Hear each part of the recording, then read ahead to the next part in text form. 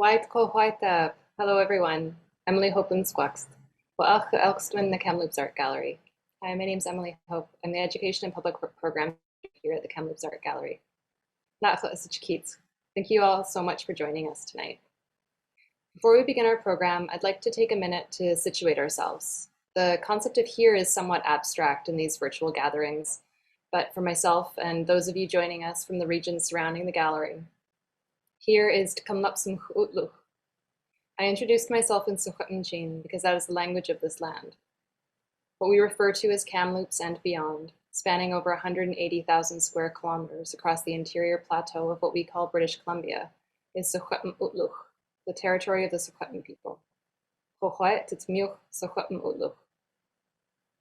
is an immense privilege to be a guest on these lands, and I am so grateful to my teachers, Jessica Arnoose and Sunny Prairie Chicken, for continuing to make space for me in their classrooms, and for their generosity, guidance, and patience. I am joined here today by guest curator Makiko Hara and exhibiting artist collective Lodna Dito, as well as folks from Collective Broadcast who are managing all of this in the background. Our program will be about an hour and a half in duration, beginning with an artist talk led by Lodna Dito. This portion of the program will be recorded and made available online in the coming weeks.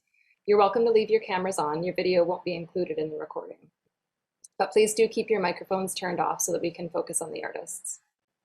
Following their talk, we'll have some time for questions and conversation. You're welcome to ask your question yourself by turning on your microphone and your camera if you wish, or you can type in the chat and I'll read it out for you. Following the Q&A, we'll move into the workshop portion of our program. With your permission, we'd like to record the workshop just for Lodna Dito to keep in their project archives. We'll check in with you just at the beginning of the workshop for your consent on that. If you have any questions or concerns throughout the program, please feel free to reach out to me through the chat, or you can chat with our nice tech folks, Collective Broadcast. They can help you with any tech issues you're having. I'll begin now by reading a very brief biography to introduce you to Makiko Hara, who will then offer an overview of the exhibition Whose Stories and introduce Lodna Dito. Makiko Hara is an independent curator, lecturer, researcher, writer, and art incubator. Born in Tokyo, Japan, and based in Vancouver, her principal focus has been creating platforms for dialogue and exchange between artists in Canada, Asia, and beyond. Co-founder of Tokyo Art Speak, Hara was chief curator of Centre in Vancouver from 2007 to 2013, and has since worked independently on numerous solo and group exhibition projects in Canada and Japan.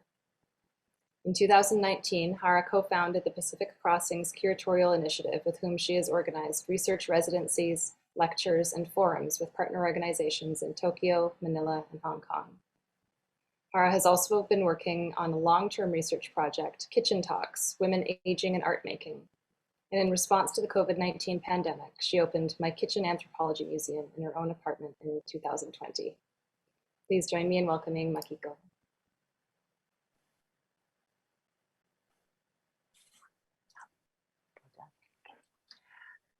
Thank you, Emily, for your thoughtful and opening remark and introduction, and organize this artist talk series and workshop.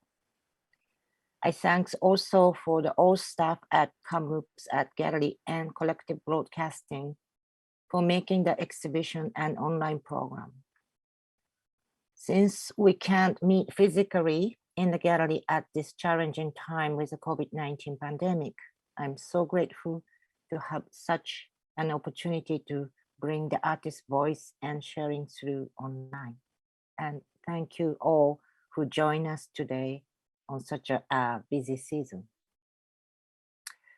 Hi, I'm Makiko Hara, a guest curator for Food Story. Today, I'm speaking from where I live, the traditional ancestral and unceded territory of Coast Salish people, Squamish and Threatwas and Musqueam nations as a new immigrant from Japan. Before starting, I want to extend my deepest sympathy to the people who has been affected by the recent BC flood. It's been so heartbreaking to see the news of another powerful flood in many places in BC, between here and Kamloops and beyond. resulting in a tragic loss of lives and people's injuries, as well as extensive material damage. I take this sad occasion to offer you and families who lost their loved one and deepest condolence and most sincere sympathy. So tonight we have Lord Nadito from Philippines as our last artist in this online public talk, artist talk series of food story exhibition. Before their talk and workshops of them, and I briefly speak about my concept of food story exhibition and introduce Lord Nadito. Food story share the works of 6 artists, Diane Aketis, Lord Nadito, Naoko Fukumaru, and Tomoyo Ihaya, Mark Salvatus, and Ujino. Each artist shared their personal history told within a community of artists and woven across the generation. The stories raise a question about how larger narrative of historicized group are constructed and told. It asks what experiences are excluded, whose voice are silenced and marginalized. How can those voices be heard? How can we add our own voice to create an alternative, inclusive, and more truthful history that restore individual human rights and dignity and transform our own future? I developed this concept along with conversation with each artist on those questions over the years, and those thoughts are coming and together along our shared experience of the situation at global pandemic with COVID-19. By witnessing of so many political lies, war, conflict, racial and economical inequalities, and global environmental crisis over the years, we are aware that we are in the middle of a paradigm shift in many degrees. At this confusing and challenging time, and I keep questioning myself how I can locate myself in this global situation, and what does this experience mean to us, and how we can respond to this through our art practice and be inform each others to build our solidarity and resilience. I believe that art tells stories that no one can tell. I think there's a lot of untold and erased stories in every culture because they're so small and personal. But art can scope up those stories that nobody talks about. These personal stories in artwork offer more questions than answers. It's not about what is right or wrong. Instead, the art makes us think where we situate ourselves in other stories. It gives us opportunity to think reflectively about complex, multi-faceted issues interconnected with others in different time and space.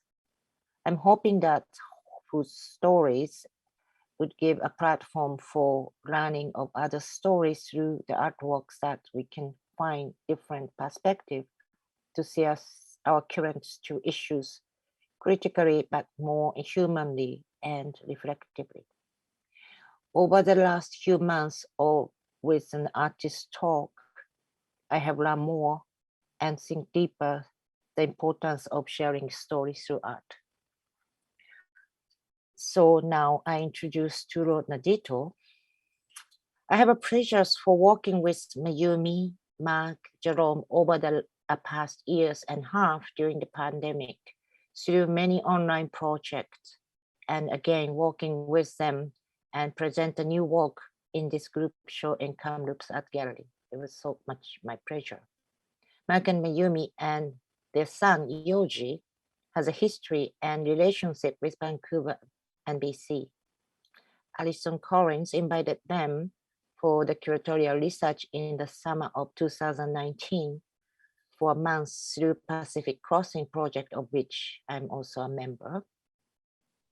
Also with Alison and Patrick Cruz, who have organized Kamias Biennale in Philippines. They have engaged many artists and community here in BC and Philippines. I'm happy that Patrick and Alison will join us the workshop today. Lord Nandito is an artistic research project based in Quezon City, Manila, Philippines. Specifically, that Lord Nandito is a top-up system for the cell phone. They're going to talk about a lot, I guess, in the talk, where you can load credit anywhere as long as you can see the sign Lord Nandito. Means top up here. Developed as a participatory practice, this initiative create a project in different locations as a way to build a new energy of load. Moreover, with intention of being mobile, and the initiative explore the possibility of in-betweenness interweaving in a customary in a mechanism of categorization and the territorialization. Lord Nandito was initiated as a gesture of it considers established social relationship by blending the knowledge and methodology of individuals from different culture and experience. Conversation, playfulness, and openness are essential to Lord Nandito's project. Currently run by the artists Mark Salvatus, Jerome Saliano, and the curator Mayumi Hirano, the initiatives continue to address the question and participations and collaboration by organizing and co-organizing a wide range of programs in Philippines and within the wider Asian art community and beyond. Today, we have two more new members, Marianne and Jad. During the COVID-19 pandemic, Lord Nandito organized numerous experimental online art projects, including public talk, workshop, virtual studio visit, conversation, publications, and exhibition exploring a new mean of engagement. I have enjoyed working with them some of the online project and observe the others. The Philippines has placed under one of the world longest lockdown, interrupted connections that sustain everyday life. In response to those current social realities, Lord Nandito joins art and culture practitioners' effort to activize circulation of compassion and will to share.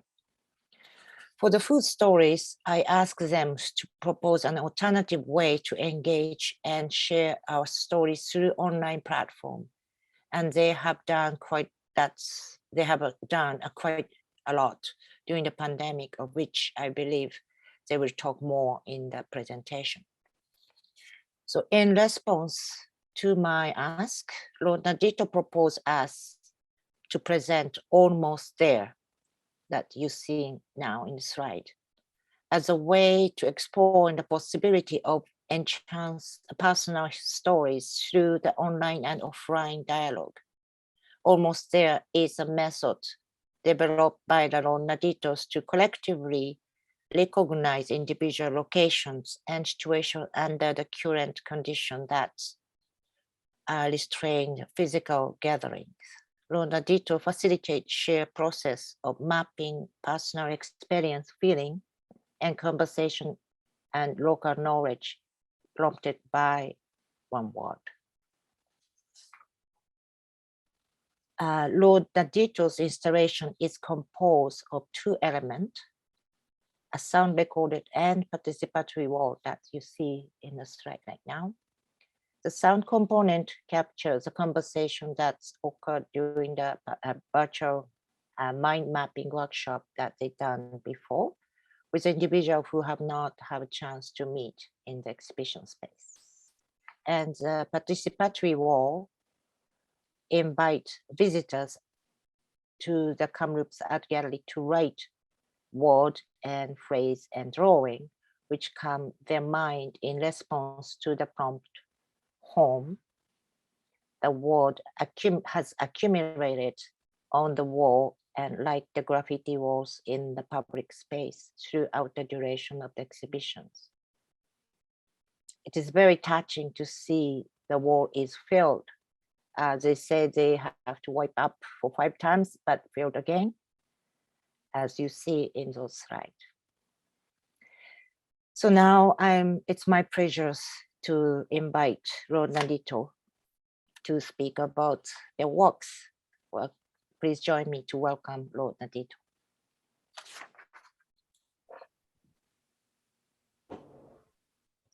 Thank you very much, Makiko and Emily, for the introduction and hosting this event. And we would like to also thank Scott and Collective Broadcast for helping us with all the technical stuff behind the scene. And good morning from Manila. We are joining this conversation across the Pacific. And I am Mayumi Hirano, and with Mark Salvatus, we will give a short presentation about Lord Nandito. And after the presentation, we'll be joined by Jerome Soriano, Marian Barrow, and Jack de Guzman for Q&A. And finally, to facilitate the virtual workshop almost there. Thank you, everyone, and good morning. And as Mayumi mentioned, we will be presenting a short intro about Lord Nandito. So let me share my screen. Okay. Yeah, so Lord Nandito is an artistic and research initiative based in Quezon City, Philippines. We are a small group that initiates and organizes projects that invite people's participation and facilitate collaborations that may form a sense of collectivity. We explore the collective process of experiencing, learning, and existing that may manifest in different ways. Lord Nandito is a local top-up system for cell phone credit, as Makiko mentioned earlier, where you can load anywhere as long as you can see the sign Lord Nandito. Exploring and developing it as a model, the initiative makes projects in different locations and situations where people can address each other and form fluid and multiple relationships and mutual support. Since 2016, we have been developing various ways of engagements, blurring the preconceived categorization of roles and hierarchical relationships. We organize intimate talks, discussions, symposiums, exhibitions, publications, and games to share and contemplate knowledge, find new meanings together, get lost, and fail together. For us, it is better to get lost together than get lost alone. We are exploring the potential of creative acts to sustain curiosity, openness, and sensitivity with the world around us.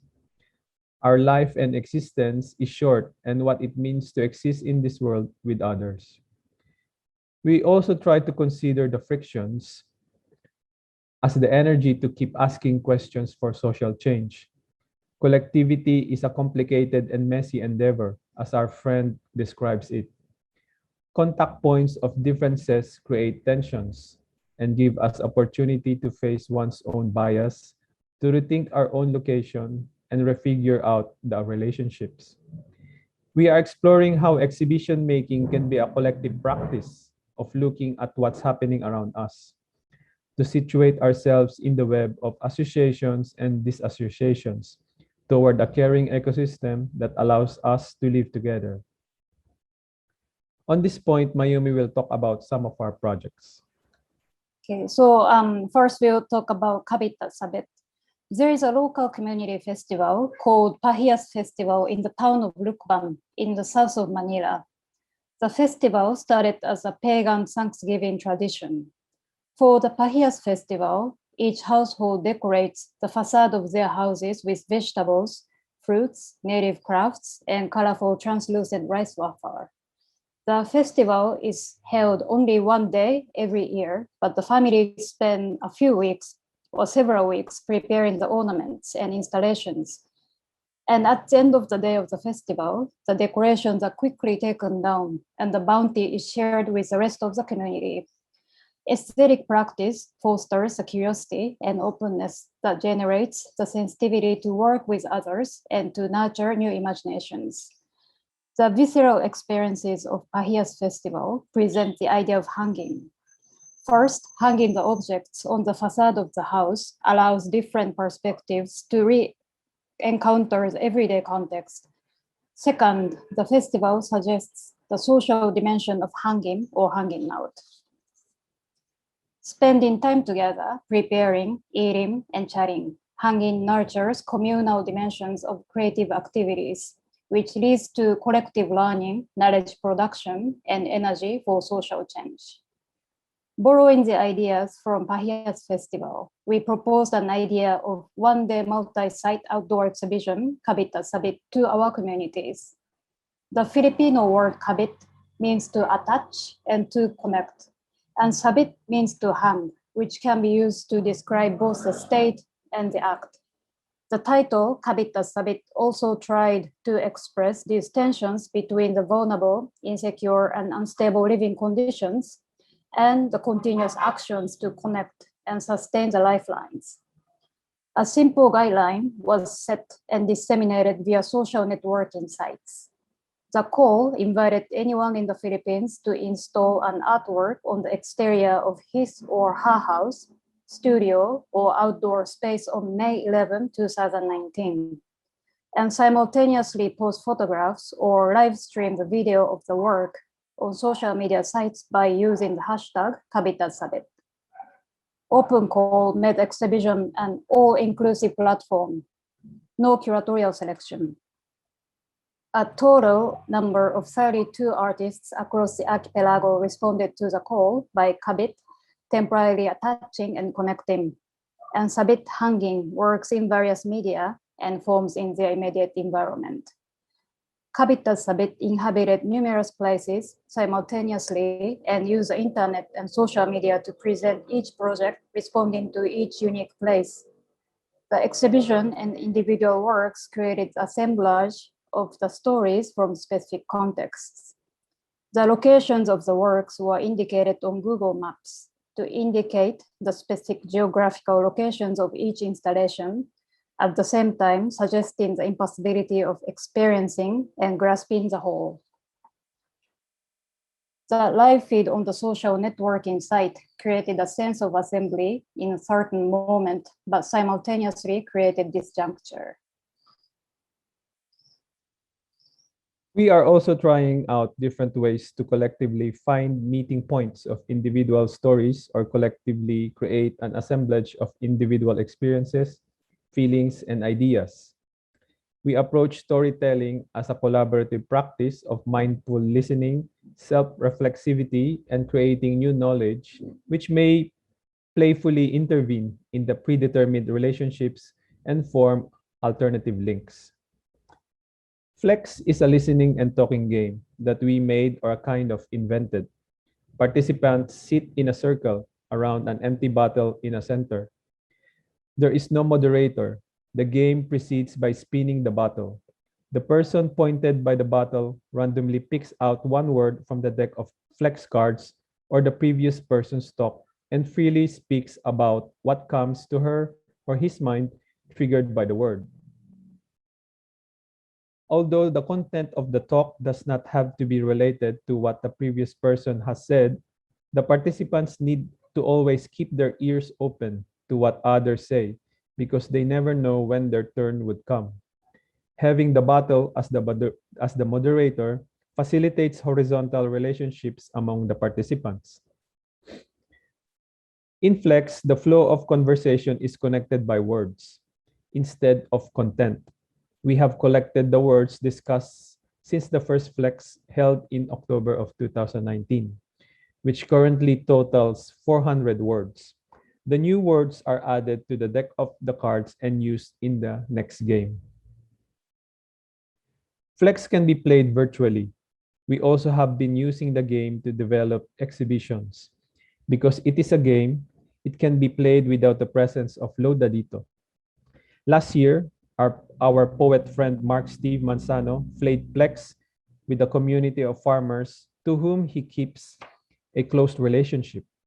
Mark Steve shared with us some reflections on Flex from the farmers, so here I'd like to quote some of them. Reflection by Miss Miriam. The words link with our way of life. It is not just about words in the dictionary, but the words can also be seen, touched, smelled, and heard and tasted. Reflection by Mother Venus. The word must be heard. it is important to listen because it is a reflection of our experience that inspires us. Okay, so next we will talk about Almost There. Another project, Almost There, creates an intimate and safe space to exchange personal stories and collectively recognize individual locations and situations under the current conditions that restrain traveling and physical gatherings. Regardless of where we are, the pandemic has made us think of home as a site, experience, and idea. At the same time, it has become a real and urgent issue for all of us. How can we transform our perception of the current condition, often described as limitations and restrictions, to gain new insights? We studied the concept of patchwork ethnography that our friend Jad de Guzman introduced to understand the new realities molding our practice and everyday life. And thus it became our reference and inspiration to develop the workshop Almost There. Patchwork ethnography is a methodological and theoretical approach to critique traditional anthropological fieldwork constructed on the separations between field and home. Traditionally, fieldwork is understood as a process that entails a certain amount of time, most often a long term in a faraway place.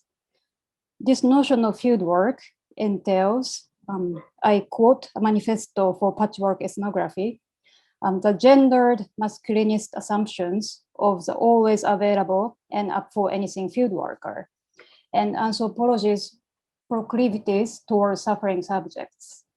Patchwork ethnography considers the researchers' own lives and commitments at home, not a hindrance to field work, but as a fundamental agent shaping ethnographic knowledge and methodologies, end of quote. Inspired by methodology of patchwork ethnography, Almost There tries to playfully confuse a predetermined dichotomy of a researcher and an informant, work and home, art and everyday life, description and theory by bringing everyone on the same blank page to post their feelings and observations of every day. Using virtual communication tools, the workshop facilitates a shared process of mind mapping that enables us to understand one's location within the entanglement of relationships and find meanings together. For the exhibition, whose story is at Kamloops Art Gallery, we have set up 2 blank walls with the word home as a prompt. We are thrilled to see how graffiti wall in the gallery space continues to grow, and as Emily and Makiko mentioned earlier, weaving a beautiful tapestry of words and drawings. It is creating different stages of associations and interactions at different points in time. Today, we look forward to having the workshop by using a virtual wall, which is a second blank wall for this project Almost There for Kamloops Art Gallery. And the workshop will use Zoom and Google Jamboard as a communication tools and invite everyone to join a shared process of mapping personal experiences, feelings, observations, and local knowledge, prompted by the word home. Please start with any words, any images that pop up in your mind in response to the word home. We will start exchanging our stories from there.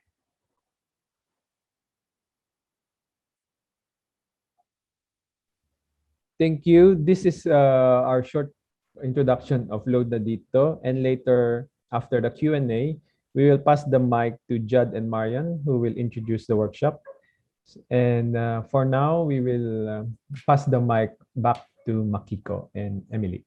Thank you.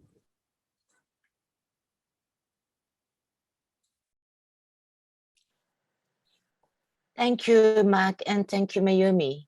Can you hear me? That was a really beautiful presentation, and yeah, it's we've been in a very interesting situation, but you've been done so many projects over the years, and as I mentioned earlier, and then I'm really grateful that we can do this workshop together as a part of the exhibitions. And probably there's some, question from the audience. Is there any? Please feel free to raise a hand. I think we're all connected now, or just use a microphone. But if there's not, I'm gonna start one, just briefly. I just want to know what is the situation now in Philippines, and then also you have done, I mean, it was so nostalgic and beautiful to see those pre-pandemic of gatherings and the pictures of Kamiya's triennales, or like happiest festivals and Khabit. But those engagements that you have done before pre-pandemic being shifted to more kind of online virtual communications. And it's very interesting you presented and then posted in your website of all those outcomes. But I just curious, with your current conditions, what do you see the limit but also potential for the new engagement for both that physical in more like a local context and virtual in the global as a new engagement?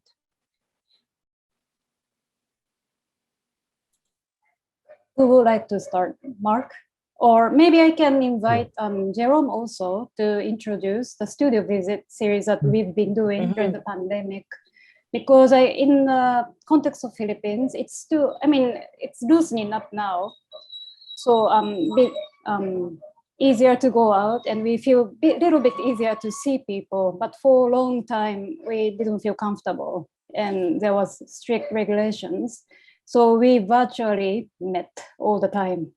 And Lord Nadito had a project called Studio Visit, Virtual Studio Visit. And may I invite Jerome to share? So part of the idea of doing studio visit is the idea of pass a load, which is a Filipino vernacular expression meaning to pass one's workload to a teammate or to another, willingly or unwillingly. So also it plays with the idea of decentralization, because it's a series of studio visits, but it's not really studio visits. So every session we have a different idea on how to play around with it. So the first session, the guest artists were invited to show photographs of things that are in their studio and their stories about it. And then on the second session, we collage the images sent by the artists to create conversations and associations on the works of the different artists. And then the next sessions, we invited other artists or curators to moderate in the sessions, and they had very different ideas. Like one used the Jamboard to get the inputs from the participants, and then another had because he is a filmmaker, made a more direct studio visit. So we asked the artists to go around their studios. Yes, and also weirdly enough, during this pandemic, especially later this year, we had more opportunities to work with more people inside and outside the Philippines. So we had also a research project with the Coconut Art Bazaar to interview and learn from various collectives in Southeast Asia and in Japan. Then we're also participating in an informal school of collectives. So yes.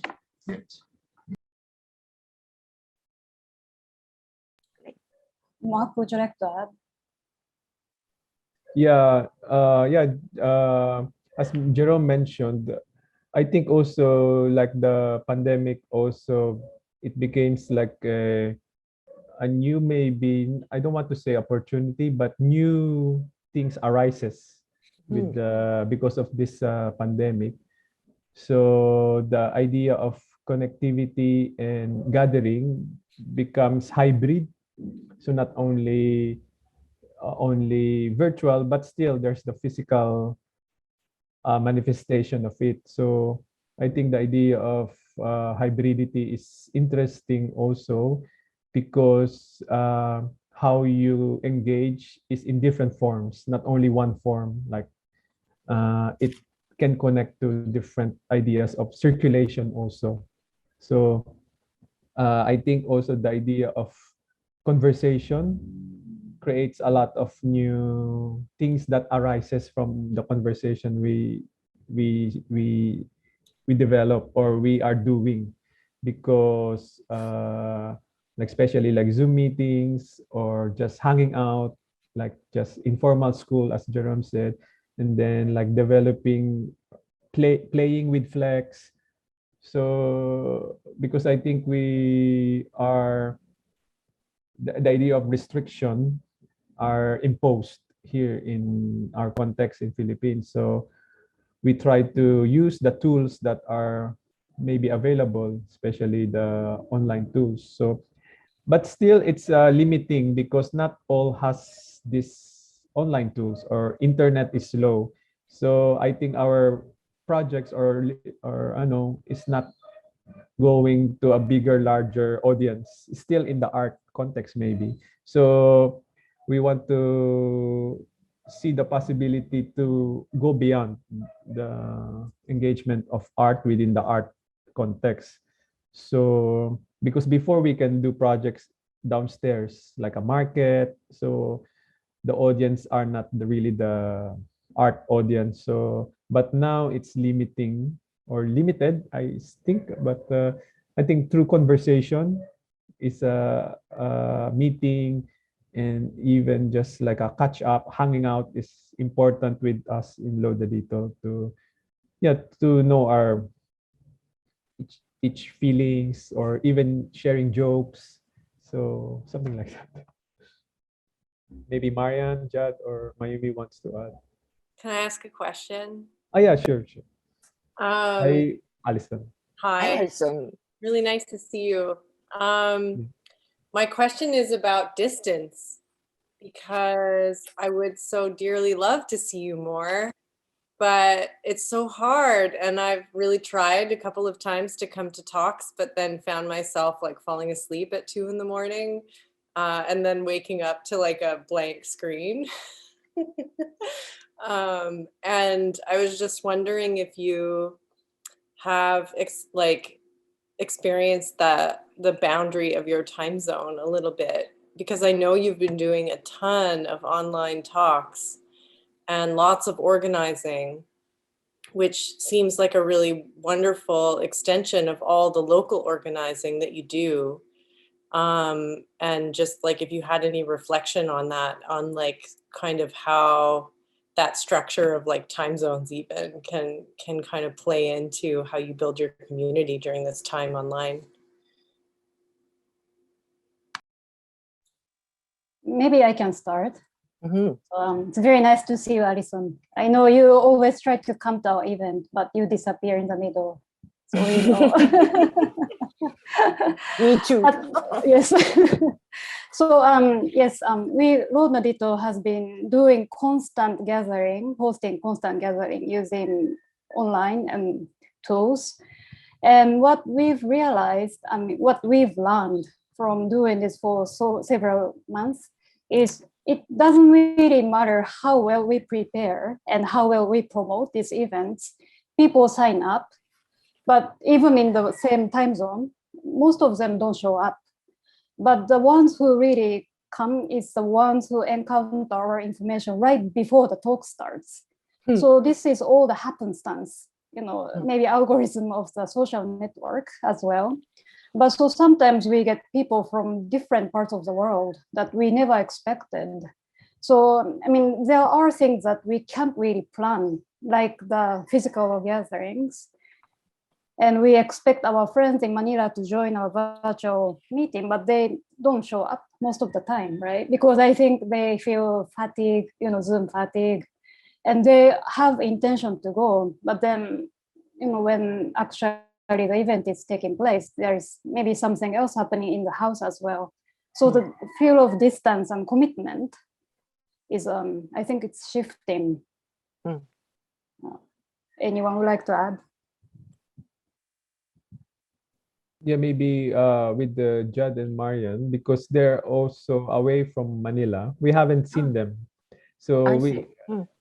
Jerome and Mayumi and I always see, because we're kind of close to it. We are in Manila, but Judd and Marian are outside Manila. So and Judd introduced us the idea of patchwork. So maybe he can also tell how this collaboration also, how we thought of this almost there. So yeah. Yeah. So this project really came about as a series of Zoom conversations which we had with Mark and Mayumi. And yeah, like they said, even within the Philippines, because of the lockdown, we still experience the distance. So while I've met Mark and Mayumi in person before the pandemic, this entire project was really carried out virtually.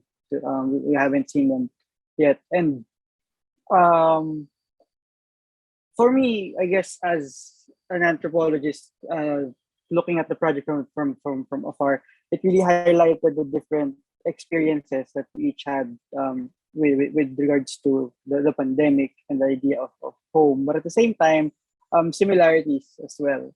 So when we did some of these, they showed some of the slides earlier of the Miro board. We did it with people from Thailand, people from Japan, and it was interesting to see how a lot of the emotions of being alone, for example, or feeling lonely inside one's home were shared across these different areas. And um, also, yeah, someone asked the dimension of the time zone. So that's also one thing that we had to adjust. So um, trying to um, become synchronized with each other, even though you are in different times.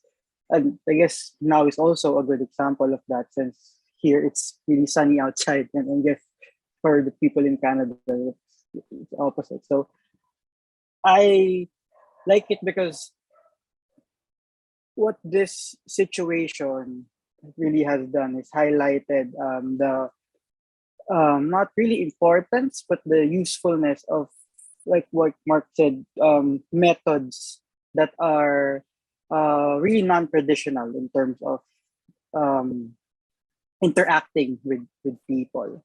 So yeah.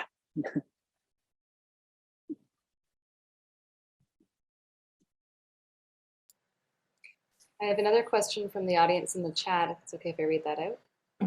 Do we have time? Yeah. Yeah. Okay. From Aya. This is for the curator, artists, as well as the gallery. Given the distance, how did you go about the process of remote installation? Could you share the limitations and strong points? Should I answer first? Of course. Well, make it short because we have a workshop. It was, and just before, I was panicking how I can put together an exhibition that usually I'm not that kind of museum curators to do a show with the artworks or objects, but it's kind of more people's gathering and putting together or commissions. So it was just, I have to shift whole mind. It was challenging, and also that, as Alison mentioned, that's the time difference because of this show is mostly from Asia. That's many of them participate. So communicating with email, but also messengers and things to to make sure. But it's challenging, but and then also that exhibition, physical exhibition itself is mostly for people's income groups. That's so it's but also we extended this kind of artist talk or like online project, so that we see the whole different kind of audience and how we share that space and the virtual space and all those things, which was really interesting challenge to think about the importance of artworks and how much we can share all those things and what's allowed of the art installation and the gallery things. So it's I'm still thinking, and then how that this gonna continue or it's gonna finish. I don't think so, but so it's challenging, but it's a way for ourselves to shift what really art means, and it was interesting challenge for me. And then of course the trust with an artist, with the staff, with the people who care, taking care of that soul, or doing the programs, workshop, that I'm not physically there, you know, all those things that's it's really important. So you didn't go to Kamloops? I did go twice, Mm. but there's no opening, and I have to come back the day after opening and then continue. So I have to, like, for Lord Nadito's project is growing up, and the things that I just have to leave to the gallery peoples to taking care of.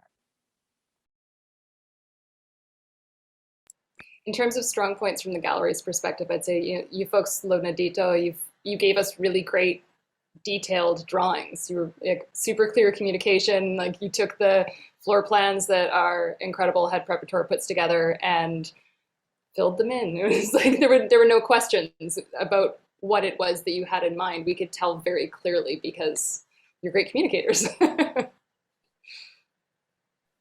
Thank you. Of course, we wanted to bring you back, but yay! Those are Let's like go. important. Of course, we miss it. Like so many sharing physically. It's that big part it's missing. But you know, we have to find some potential and possibility always. Thank you. We're also thinking about the idea of instructions, because it's I think a negotiation, like especially we haven't seen the space, but we trust the gallery and you, Emily and Makiko, about you also see what is good for our project. So it's not only our decision, but also your own also intuition, maybe something like that. So like you, because you know the space better than us. So, and as an artist or a collective, we kind of trust this relationship. So, and also the idea of maybe like extending, like now the people in Kamloops are the one making the work activated. So it's not us anymore activating it, but it's the people in Kamloops. So it's alive, it's growing, something like that. So thank you for taking care of that. Something. Thank you. Thank you. Yeah, and maybe we can mention a little bit about the beginning of Almost There, this workshop, and came from another invitation from Bangkok. We were invited to participate in a group show, and maybe Marianne can help me, like share the process, how it came about. It was also remote, right? Yeah, because the instructions to us was to create a show with the prompt of traveling, and at that point in our life here in the Philippines, it was really something we are really hard. It's really hard to think about because the restrictions, even just for us going to Manila or near Mark's place, is kind of hard and tricky because the borders are sometimes strict. So while thinking about it and creating an actual show, a physical show in Bangkok, we were trying, because the other groups were kind of allowed to travel at that time in Thailand and in Japan. So I think it kind of was easier for them. And us just talking through Zoom, and Jad and Mayumi and Mark, we sort of just decided on focus on the people and how we interacted and how we felt about the whole restriction thing. So I think it kind of worked, and we also had a great time catching up with friends and meeting new people, because we also conducted the Miro the workshop with people from Osaka and Bangkok. So yeah, like what Jad mentioned before, we saw like the similarities and differences of like the experience during the pandemic. So I think it kind of like the method kind of works with how Load na Dito works even pre-pandemic wise, because most of the projects are utilizes the digital platform. So like it it wasn't something new. So it kind of falls seamlessly with how Load na Dito works. I think we work in the very same way with Makiko. We work with people, and just coming up with making a work and shipping it to somewhere didn't make sense to Load na Dito. So that's how we started to discuss with Marianne and Jad on how can we make this more as a collaborative process that we can involve other artists who will be participating in the exhibition, as well as a museum staff who is hosting our show in Bangkok. So that's how this work was conceptualized. Just out of curiosity, how this project almost there with Bangkok and Osaka it been presented in the exhibition, or what is that kind of outcome to present? So this almost there is still almost there because it haven't happened. The exhibition haven't happened yet. So it's interesting because this Kamloops came for we exhibited it first. So this is the first presentation of Load na of almost there in a physical exhibition. Mm-hmm. But for the Bangkok show, it will be just audio. So no physical manifestation of the work. So No blackboard. no blackboard. Oh. So I think the Kamloops project is special. Thank you. And I think the decision was also because of the restrictions in Thailand. It kind of changes, like I think for the past few weeks, it changed already. Even the date of the show was moved a couple of times. Yeah. Because it's getting really hard to like go around. Okay, I think it's a Thank time you. to move on to the workshop. Yeah. Yeah.